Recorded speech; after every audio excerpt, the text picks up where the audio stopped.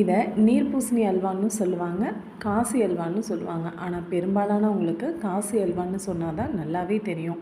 நம்ம வெள்ளை பூசணிக்காயை நல்லா தோல் சீவிட்டு அதுக்குள்ளே இருக்கிற விதையெல்லாம் ரிமூவ் பண்ணிவிட்டு நல்லா கட் பண்ணி அதை நம்ம சின்னதாக துருவோம். பார்த்திங்களா, கேரட்டை விட சின்னதாக துருவுறதுல நல்லா துருவிக்கோங்க. துருவி எடுத்ததுக்கப்புறமா அது ஃபுல்லாக வாட்டர் கண்டென்ட் அதிகமாக இருக்கும். ஸோ இதுக்கு அப்படியே சேர்த்திங்கன்னா கண்டிப்பாக டேஸ்ட் வித்தியாசமாக தான் இருக்கும். அதனால் ஃபுல்லாக அந்த வாட்டரெல்லாம் புழிஞ்சு எடுத்துகிட்டு ஃபுல்லாகவே பிழிஞ்சு எடுத்துருங்க. பிழிஞ்சு எடுத்துகிட்டு அந்த பல்ப்பை மட்டும் நீங்கள் நெய் ஊற்றி நல்லா வதக்கணும். அதுக்கு முன்னாடி முந்திரியை இதிலையே போட்டு நெய் ஊற்றி நல்லா வறுத்து எடுத்துக்கோங்க. அந்த மீதி இருக்கிற நெய்யில் இன்னும் கொஞ்சம் நெய் ஆட் பண்ணி இந்த பூசணியை நல்லா போட்டு வதக்கிக்கோங்க.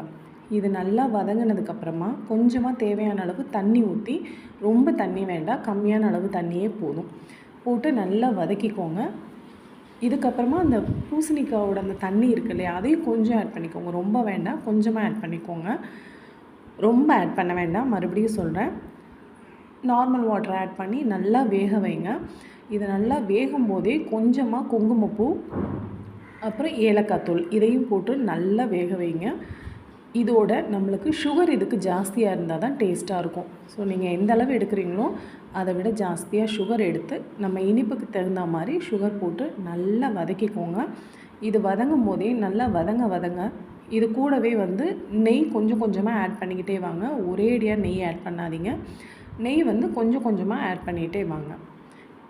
இது நல்லா ஓரளவுக்கு சுருண்டு வரும்போது உங்களுக்கு நல்லா அந்த கன்சிஸ்டன்சி பார்க்கும்போதே தெரியும். மறுபடியும் நல்ல நெய் ஊற்றி கிளறிட்டு நம்ம வறுத்து வச்சுருக்க முந்திரி பருப்பையும் போட்டு இறக்குங்க. டேஸ்டியான காசி அல்வா ரெடி.